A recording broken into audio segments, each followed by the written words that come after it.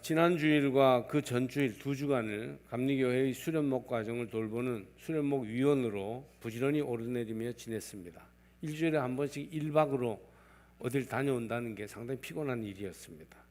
첫 주간에는 새벽 영성수련회의 말씀을 전하러 갔고, 둘째 주간은 심층 면접위원이 되어서 이 사람이 심리적인 면에서나 사회적인 면에서, 영적인 면에서 목사가 되기에 합당한 인격인가를 여러 가지 질문을 통해서 점검하고 평가하는 일을 하였습니다.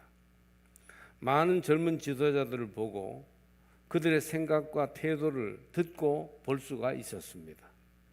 그러면서 가능하면 하나님의 눈으로 평가할 수 있도록 노력했어요. 훌륭한 감리교 목회자가 되도록 하기 위해서 아주 결정적인 역할을 이 자리에서 하는데, 하나님이라면 어떻게 보셨을까? 그런 생각을 하게 되더라고요. 오늘 저는 여러분과 함께 사무엘이 다윗을 사울 왕의 후계 인물로 세울 때 어떤 과정을 거쳤는지 보면서 하나님 마음에 드는 사람이 어떤 사람인지를 생각해 보려고 합니다. 그리고 하나님 마음에 드는 사람이라는 주제로 생각을 할 때 우리가 서로 마음에 드는 사람은 어떤 사람인지, 마음에 드는 친구는 어떤 친구인지 한번 생각해 보려고 합니다. 여러분 모두가 하나님 앞에 마음에 드는 사람이 되시고 또 서로 마음에 드는 사람이 되기를 축복합니다. 먼저 오늘 본문이 주는 말씀 주제와 관련해서 주목할 사실은 하나님은 사람 보는 눈이 까다로우시다는 사실입니다. 하나님은 은혜와 자비를 베푸시고 만민을 향하여 구원의 문을 여셨으나 누구나 다 그렇기 때문에 누구나 다 용납하실 것이다, 그렇게 생각하지만 성서 전체를 놓고 볼 때 하나님은 사람을 보는 기준이 높으십니다. 사람을 볼 때 까다롭게 보십니다. 되는 사람이 있고 안 되는 사람이 있어요. 좋아하는 사람과 싫어하는 사람이 분명하십니다. 예언자들의 말씀을 보면 하나님께서는 마음에 드는 사람에게는 그 은혜를 자손 천대까지 내리시나 마음에 들지 않는 사람에게는 저주를 내리십니다. 너무 달라요. 은혜를 내리시면 안 되는 일이 없고 저주를 내리시면 되는 일이 없습니다. 그러니 요즘처럼 일이 안 풀릴 때 하나님께 잘못 보이면 어떻게 되겠습니까? 하나님은 역사와 인생을 주관하는 분이시오 운명을 좌우하는 신이십니다. 그러니 하나님 마음에 드는 사람이 되는 것은 결국 인생 성패와 관련이 있는 일입니다. 하나님이 마음에 들어 하시는 사람, 하나님이 기뻐하시는 사업과 가정이 모두 되시기를 바랍니다. 하나님 마음에 안 들면 죽음이에요. 하나님 마음에 잘 들어야 합니다. 이스라엘이 왕의 통치를 시작할 때 참 어려웠습니다. 왜냐하면 하나님이 직접 다스리시는 신정 통치에서 왕이 다스리는 왕정 통치로 막 옮겨가는 시대였기 때문이었습니다. 예나 지금이나 성경의 기본적인 생각은요, 신정 통치예요. 하나님이 직접 다스리는 것이 성경의 이상적인 정치입니다. 하나님이 다스리는 것, 하나님이 주인 되시는 것입니다. 그러나 보이지 않는 하나님이 보이는 실제가 되어 다스리시려면 그 역할을 하는 사람이 필요했는데 그게 왕입니다. 그래서 하나님의 백성인 이스라엘 나라에서 왕은 절대적 권력자가 아니고 상대적인 권력자, 제한적인 권력자였어요. 늘 하나님께 묻고 하나님 뜻에 맞게 다스려야 하는 사람이 왕이었습니다. 소위 민주주의라는 우리나라에서도 사실은 마찬가지죠. 대통령을 비롯한 지도자는 하늘 같은 국민으로부터 권력을 위임받은 지도자이기 때문에 절대적 권력자가 아니고 국민 마음에 들어야 하는 상대적인 권력자입니다. 정치하는 분들은 이 점을 항상 잊지 말아야 할 것이에요. 그래서 하나님 뜻이 무엇인지를 묻고 백성들 요구가 무엇인지를 묻고 정치하는 지도자가 제대로 된 지도자다, 이렇게 말할 수 있습니다. 다 아는 대로 이스라엘의 초대 왕은 사울입니다. 사울이 처음에 왕이 될 때는 하나님이 두려워서 행구 사이에 숨었다고 했습니다. 사울이 부끄러움을 많이 타고 내성적인 사람이어서가 아니라 원래 겸손한 사람이라 하나님의 통치를 자기가 감당하는 위치에 선다는 것에 대한 두려움이 너무 컸던 것입니다. 그런데 막상 왕이 되고 보니 어려운 문제가 이만저만 많은 것이 아니었어요. 왕의 입장에서 결정해야 할 일들도 많았습니다. 그런 과정에서 당시 예언자 역할을 했던 사무엘로부터 왕권이 하나님의 영역을 침범한다는 지적을 받게 됩니다. 하나님 뜻에 순종해야 하는데 이런저런 이유로 자기의 주장을 내세울 때가 생기게 됐던 것입니다.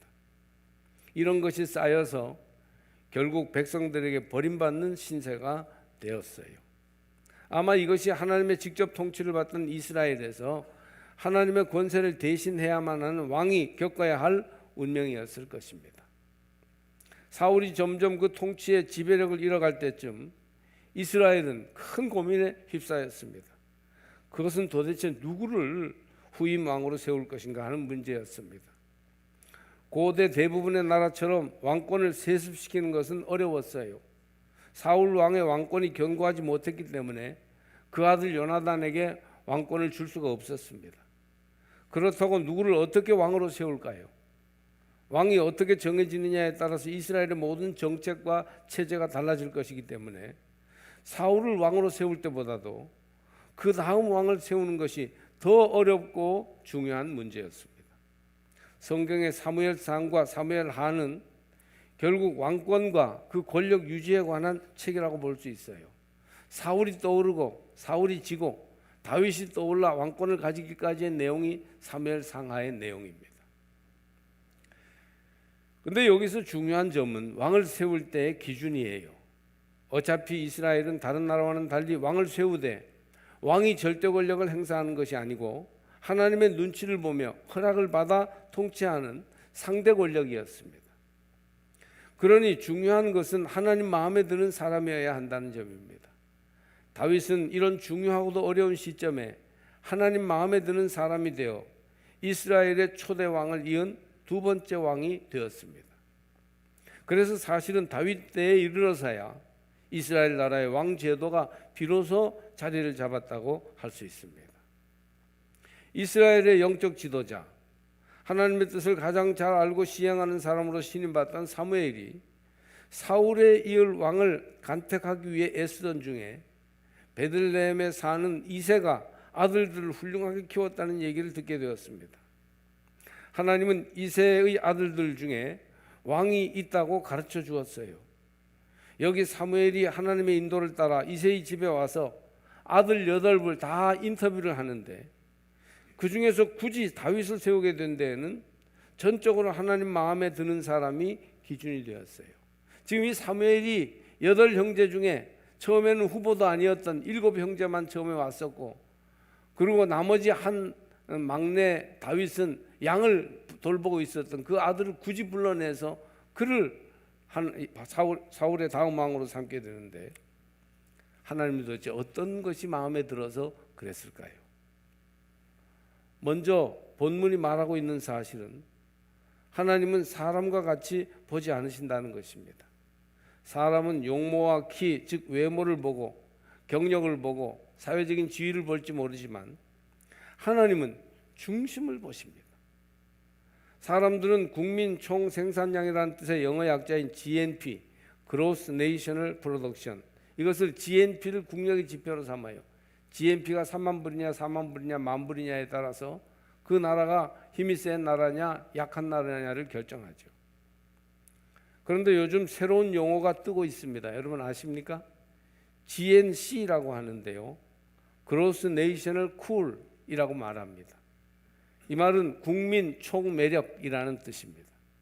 국민 총생산이 아니라 국민 총매력이 진짜 그 국가의 이제 저력이 되었다 하는 얘기입니다.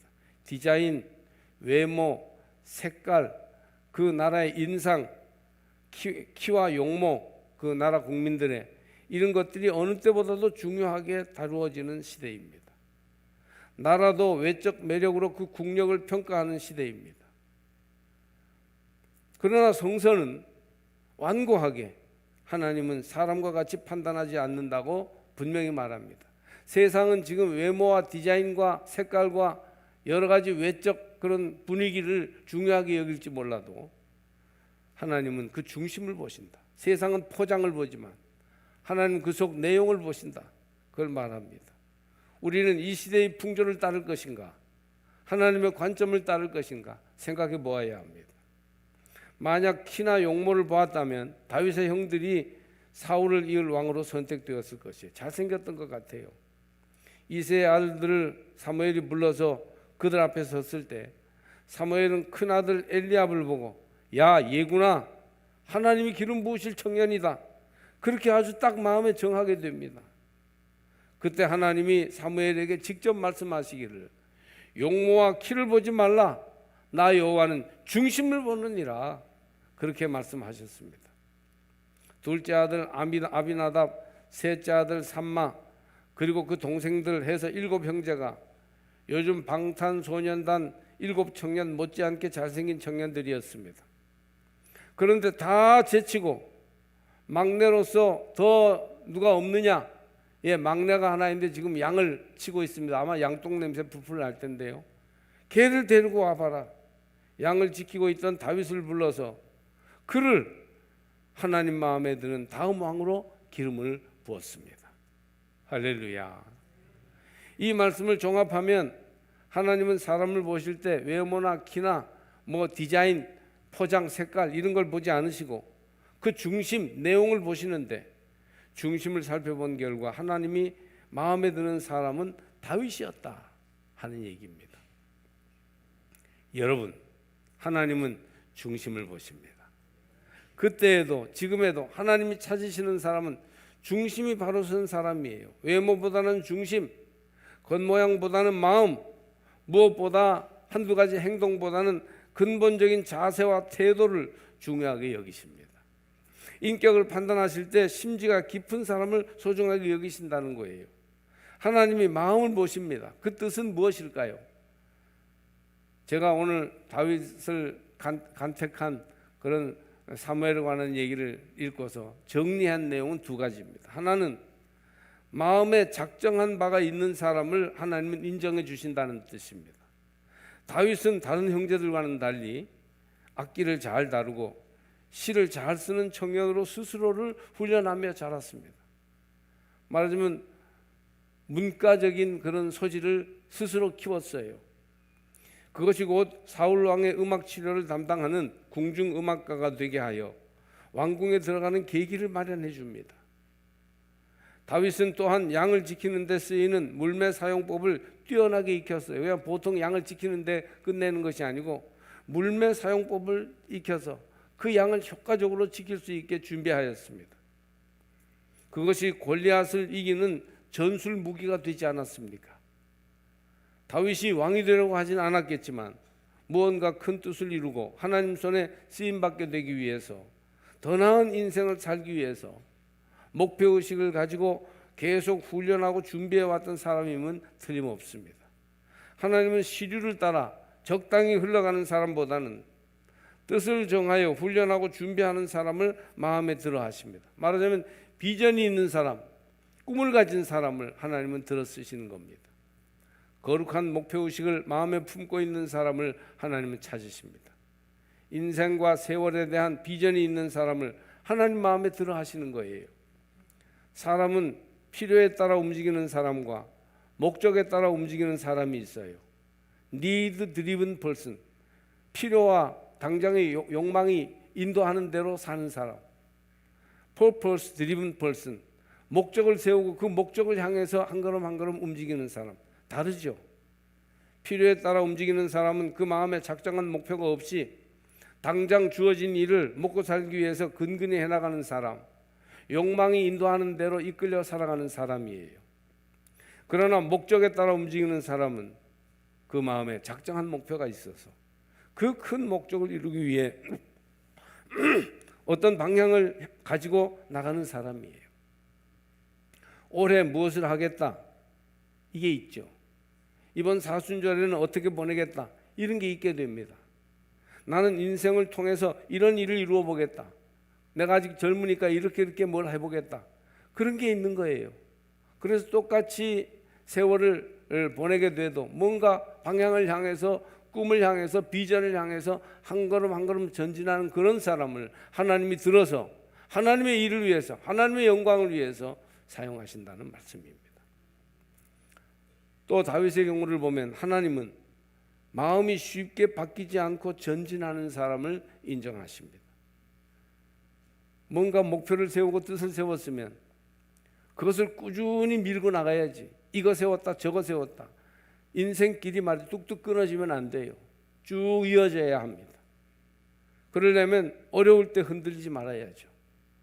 다윗은 사울의 장군으로 있을 때 미움을 받아 쫓겨나서 군사들의 추격을 받으며 곤궁에 처하기도 여러 번이었습니다. 나중에 다윗의 생애를 보면.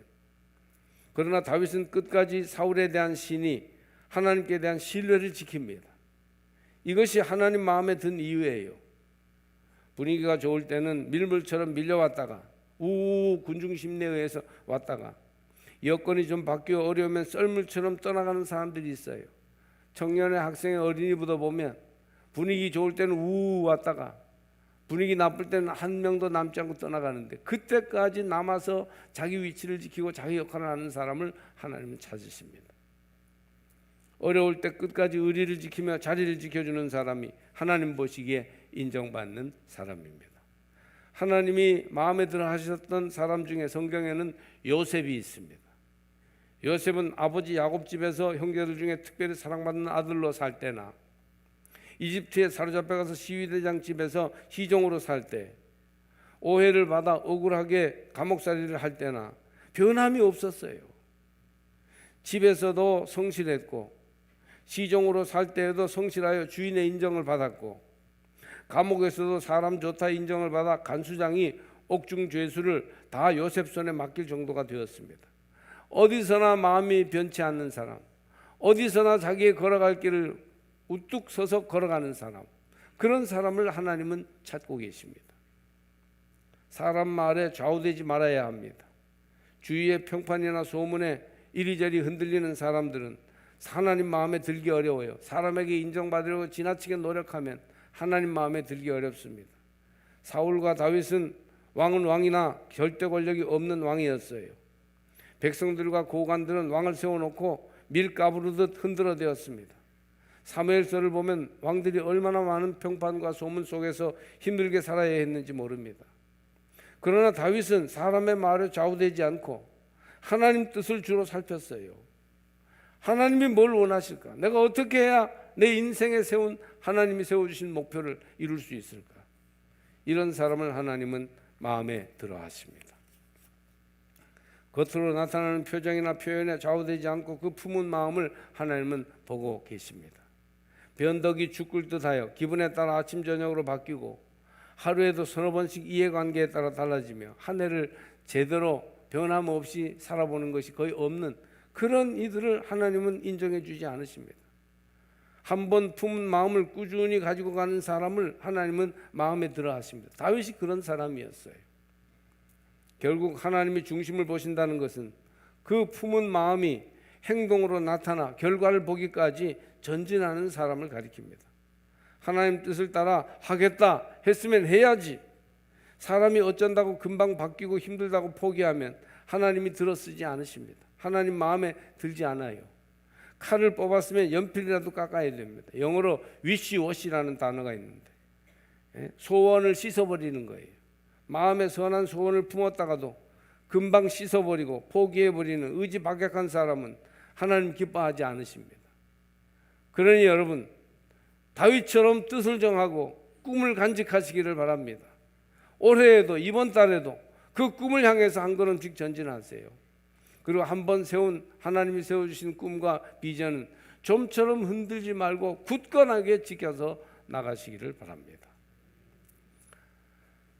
저는 한번 오늘 설교에서 조금 관계가 있는 얘기입니다만은 별도의 얘기이기도 한 친구 관계를 한번 생각해 보려고 합니다. 마음에 드는 사람, 마음에 드는 친구지요. 사람들이 사회생활 할 때도 마음에 드는 사람을 찾습니다. 우리가 하나님 앞에도 마음에 드는 사람이 되어야 되지만 이 사회에서 사람들에게도 마음에 드는 사람이 되기를 원합니다. 좋은 친구가 결국은 마음에 드는 사람이 아니겠어요? 가을이 낙엽지고 외로움을 타는 계절이라고 하지만 사실 많은 사람들이 요즘 같은 봄에 더욱 외로움을 탑니다. 새싹이 돋고 돼지는 푸른 옷으로 갈아입는데 자기 마음은 시들고 인생에 재미가 없는 거예요. 꽃이 피는 계절이 되면 세상이 화사한데 자기만 겨우 인생 40 전후 또 한참이라는 인생 한 60에 다 늙어버린 것 같아서 오히려 더 낙심이 되는 거예요. 거기에다 젊은 여성, 잘생긴 남성들은 왜 그리 완벽하고 향기롭고 아름다운지 도무지 젊어도 젊지 않은 자기와 비교되어 더욱 외롭다고 합니다. 사람은 외로움을 이겨내려고 친구를 찾아요. 그래 마음에 드는 친구를 찾는데 그게 얼른 없으면 요즘 사람들이 뭘 찾는지 아세요? 술을 찾습니다. 교회 안 다니는 남자들 거의 술로 세월을 보냅니다.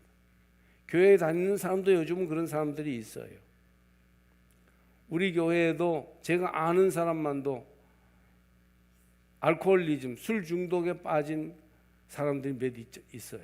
그럴 정도로 이것은 보편적인 일이 되고 있습니다.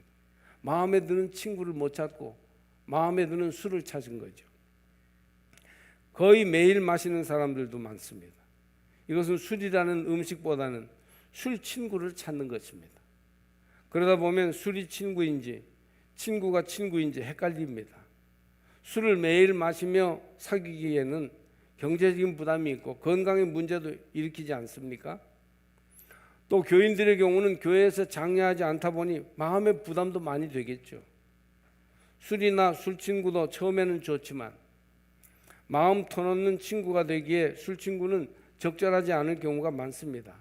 나중에 보면 친구는 다 사라지고 술만 남습니다. 이게 문제죠. 이게 문제야. 마음에 드는 친구를 찾는데 술만 남아요. 우리의 많은 노력이 친구가 되려는데 모아집니다.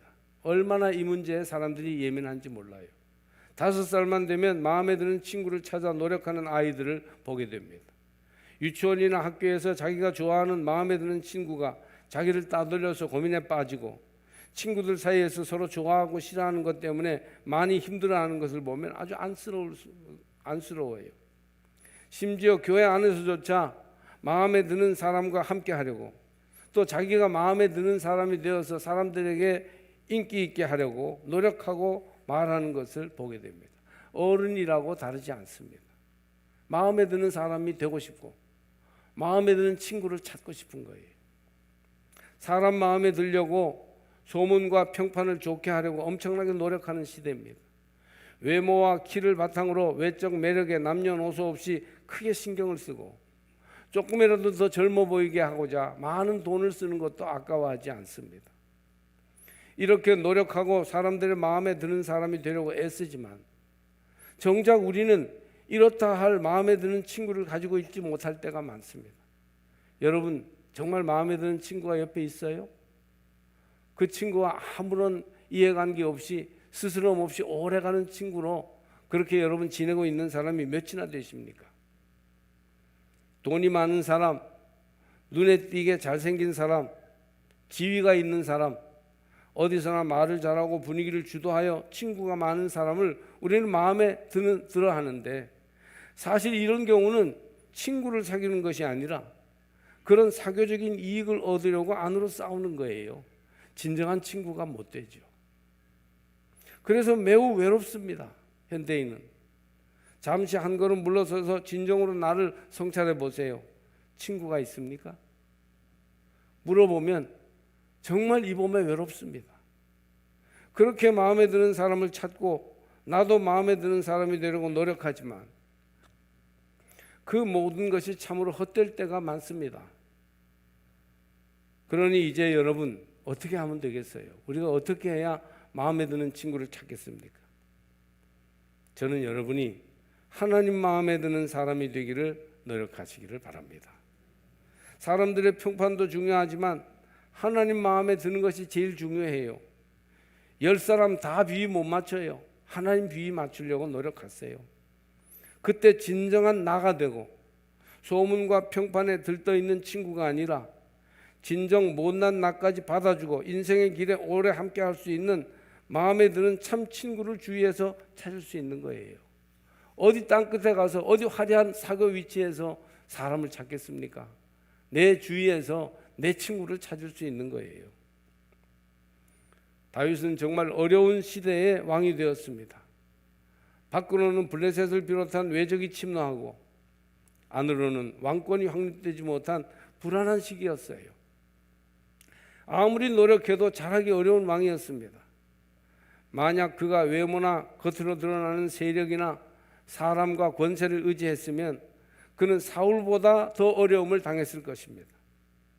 성경에서는 다윗을 성군으로 그리고 있지만 다윗은 약점이 많은 사람이었고 그의 통치에도 문제가 많았으며 그가 왕이 되는데 많은 피를 흘려야 했어요. 그러나 그는 하나님 마음에 드는 사람으로 왕이 되었고 왕으로 40년 재임하는 동안 하나님 마음에 들기를 평생 노력하였습니다.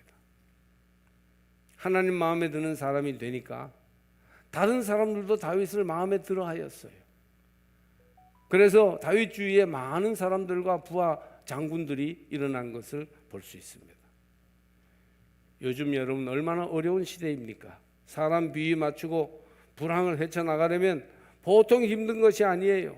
그 경쟁, 치열한 경쟁과 내적인 싸움을 어떻게 우리가 극복하겠습니까? 그러나 열친구 비위 다 맞추려면 실패하지만 오직 한 분 하나님 마음에 들도록 노력하면 됩니다.